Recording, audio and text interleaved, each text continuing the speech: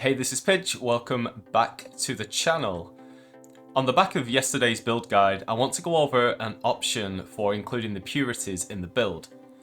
This is a really strong option if you want to push your defenses, but as with all options, there is a trade-off, and that is DPS. So here is yesterday's tree.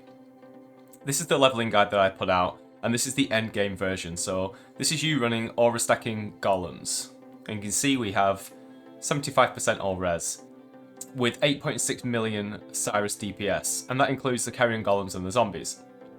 Now, what I have been working on is the min-max version of the build, which is still unfinished. And that will be released in, I don't know, probably a week into the league. But this option does become viable for the endgame version. So the big difference being that we now have 84% all res, but we do lose just over 2 million Cyrus DPS. So if you're looking for a more balanced build, then this might be the option for you.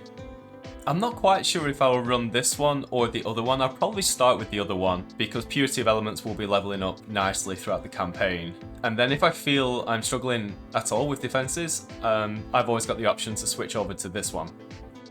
No real changes in the tree. We did have to take this mastery for discipline 25% increased mana res.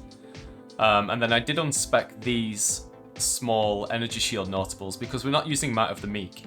So they're not being boosted, and instead I opted to go for Unnatural Calm up here. This is a little bit subject to change, but you get the idea. So this is the important bit, just taking this extra bit of mana reservation. And because we've now moved Pride to our Prism Guardian, it's no longer gaining the effect of Destructive Agent, which was reducing the mana cost, because now it's a life cost. So we've dropped that small cluster and replaced it with one with 25% increased effect, as much energy shield as you can get, and then any attributes that you're missing or resistances. That's your call, just make sure it's 3 passives. And the other one hasn't changed, it's still Sublime Form with 25% increased effect and attributes. So in order to achieve this, and in order to have all 3 Purities up and running, we need to make some changes. Notably, in the items, we want to be using Doriani's Delusion, the sorcery boots. Make sure these are the energy shield base with Purity of Lightning built into them. The next thing is we're going to want to change the enchantment on the Alpha's Howl. It was Flesh and Stone, now we need Grace, has 30% increased mana reservation. Because we've swapped out the boots, we've also lost from the previous tree aspects of the Avian, so we'll need to make sure you get that somewhere else. Here, I've just crafted it onto this ring. And the last change is in the skills. So now we want to move Purity of Ice, Purity of Fire into the helmet. And I chose to put Val Discipline in there as well because the helmet gives extra levels.